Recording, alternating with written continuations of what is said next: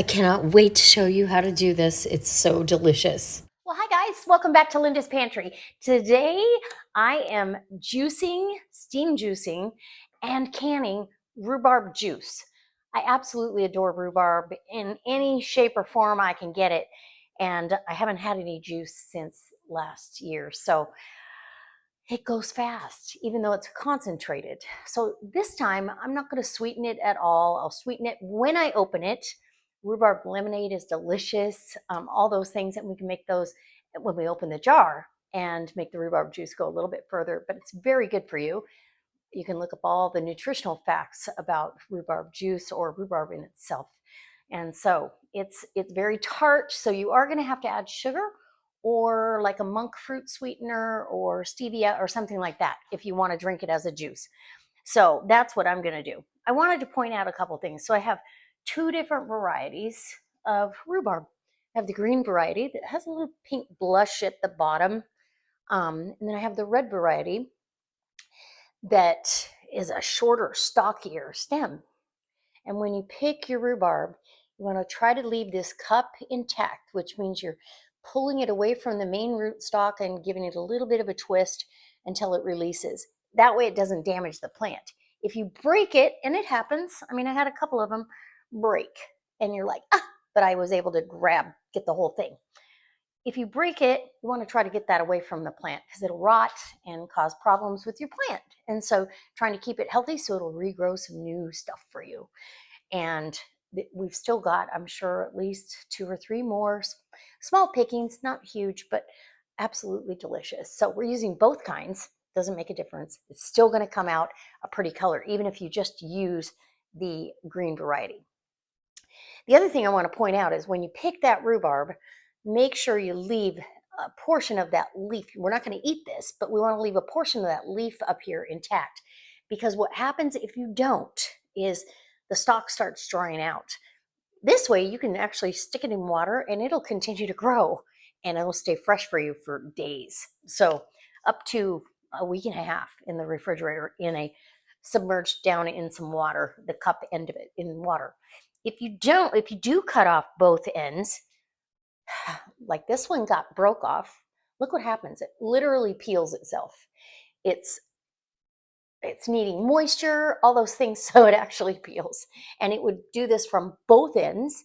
Had that cup still been on there, it's part of the root system, it would have been fine. But that's what happens. So that's why I pick it this way and leave this on until I'm ready to cut it all up. So I'm going to be steam juicing. I've got my setup all ready to go. And let me turn you around. I'll bring you in close and I'll show you exactly how I've got it set up. So I've got my rhubarb. Obviously, this was my pick from this morning. I will be using 4 jars canning lids. They're the best. I'm using some rings that I had in my bin, and I just was easy to grab them. So anyway, any jar lids or rings will do because they're just holding that lid down until it seals. And then over here I have my steam juicing setup and my steam canner. So in this juicing setup, if you bring a stool over, because this is going to be going into this pot, you can do it directly into the jar, but I feel like it's a cleaner setup if you put it in the pot first, make sure it's still hot enough, and then you go from there. And you've got your water reservoir down here and your top colander where the fruit is going. And this is what this looks like. All this juice is going to go down in this pot and then down through the hose, and there you go. So we're going to fill this up with rhubarb probably twice, if not 3 times. In my steam canner, I've got the water in there. I have my jar lids in a measuring cup that just is perfect for holding those. And I'm going to heat this up. These jars will be sterile. They will be steamed and hot and ready to go when I'm ready to can. So let's get to cutting some rhubarb. Okay, so we're going to get this rhubarb cut up. And I don't care about those curly ends. Honestly, they will juice down just fine. You're just going to rough chop this up into small pieces. This can go in your compost. So we're going to save this for compost and it'll be wonderful. Same with the root cup. it can go for compost as well. So the root part is very tender. I try not to leave or take off any more than I have to, because I really like that tender stuff. And even these big broad ones, this was off of a plant that I planted last year. It was a 2-year-old stalk, and what a healthy plant. It really likes where it's at. It's going to be a shame to dig it up, but yeah, look at that beautiful rhubarb. All right, and then I'm just rough chopping. It doesn't have to be perfect because it's all going to go in there. If you see any blemishes or anything that you are not okay with, then yeah. And we want to fit as much in this steamer basket as we can. So that's why we just keep chopping and dropping, right? And even this one, I pre-washed the rhubarb outside in a laundry basket that's full of holes. And then I bring it in and I wash it again. And this is the final inspection. So you have plenty of opportunities to make sure everything is clean and you're happy with the results. And it, like I said, it'll hold in the refrigerator if you're not ready to use it, or if you wanted to wait until you had a bigger harvest, you could chop this all up, lay it out on a cookie sheet. And quite typically, this is what I do for other recipes. I lay it out in 4-cup increments on a cookie sheet. And then once it's flash frozen, I then put it into a vacuum sealed bag and keep it separated kind of flat. And voila, we have delicious rhubarb for a recipe anytime we want. So hopefully I'll be able to put some more in the freezer this year. I don't know. It's not been a big, huge harvest yet. I've only harvested 2 or 3 times. I've made I made a cake, some jam, a couple crisps, and I feel pretty good about that. But I'd like to have a nice bundle of juice as well as some more recipes that we can enjoy. So that's all there is to it. Let's get this all cut up. I'll bring you back when my steamer basket is full. And look at what this lacks in length on the length of the stalks. It makes up for in beauty and in circumference. Full of water. So super excited. Okay, I'll be back.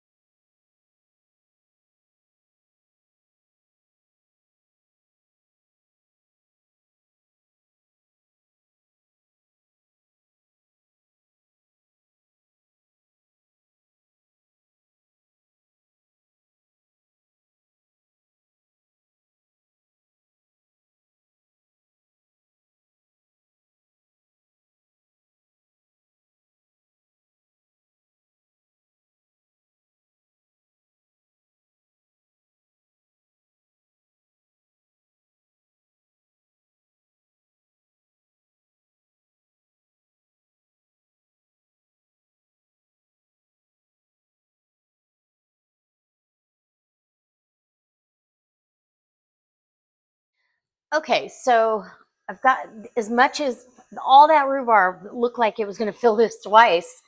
It didn't even fill it all the way. So we're going to juice what we have and hope for the best. It takes, once this starts steaming, it takes about 45 minutes, to be honest. And then you're going to have nothing but the pulp. You could use that if you want to. I'm probably going to compost it. So yeah, I'm probably just going to compost it, but I'm going to extract as much juice as possible, and then we'll get it into jars and can it up. And so there's no need to start your can or steaming until you're closer to where you're making juice. and then get ready. All right. I'll be back when this starts juicing.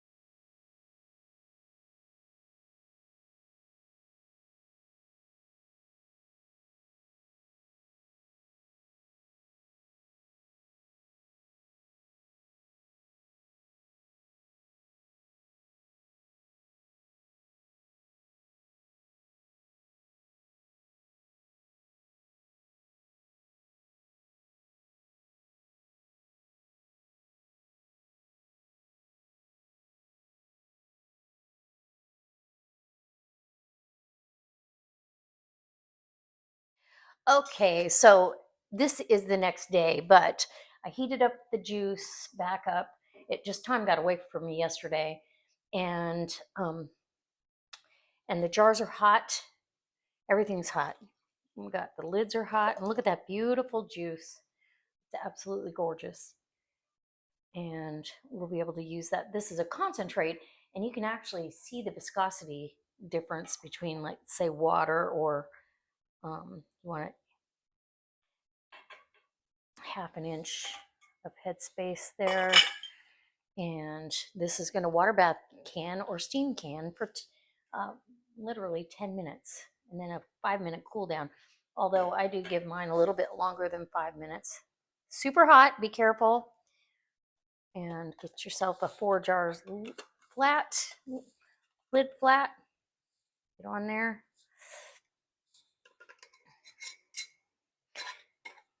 And this won't be enough to last us all year, but it'll be good.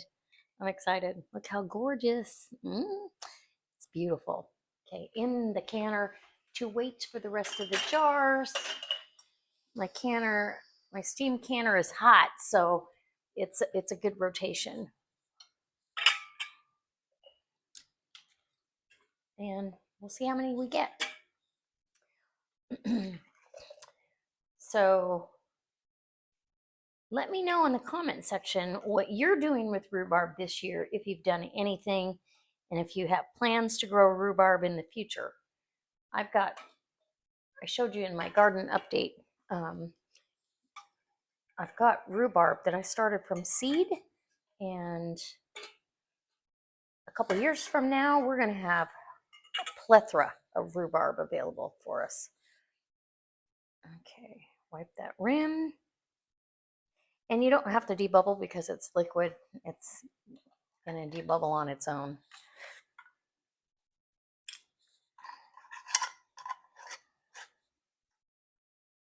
Nice. Just fingertip tight, so when you hit that resistance, you're done. It's just to hold the flat in place until the processing is done and the suction from the jar has been created.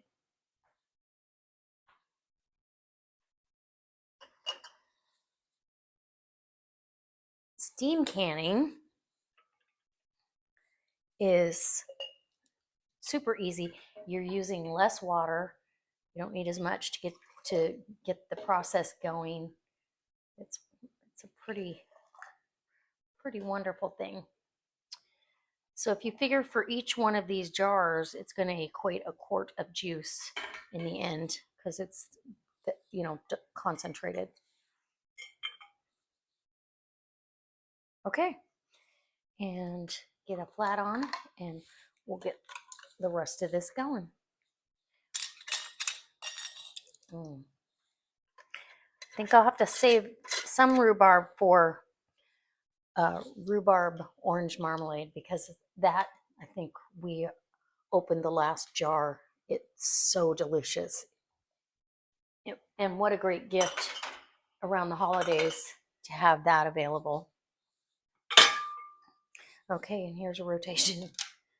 And hoping I get 6 jars. That would be good. We'll see.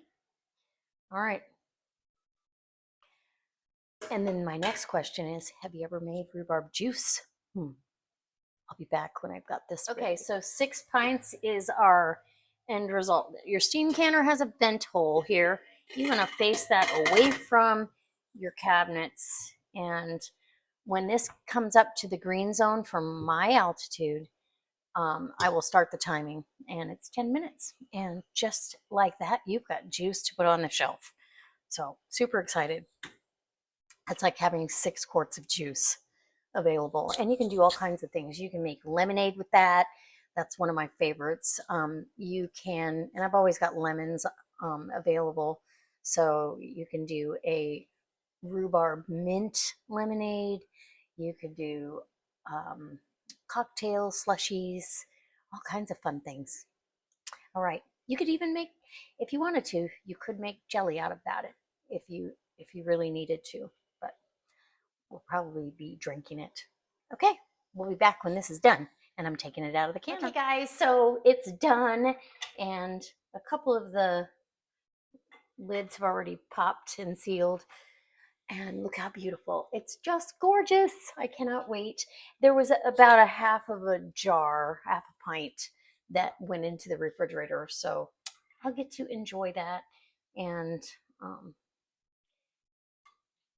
then these will go on the shelf. Once these have sat for overnight or till late tonight, I can take the rings off, wash them, label them, and get them on the pantry shelf. And there you go. I've got rhubarb juice for the pantry. Super excited, and so delicious. So I hope it inspires you to try your hand at home canning. And water bath canning is very simple. Lots of canning projects coming up because the garden is in full swing. So let me know what you'd like to see canned up. And as always, don't forget to hit my link down below for 4 jars lids. It's the time to be stocking up, and always have them on hand. It's just really nice not to have to worry about going to the store to try to buy lids.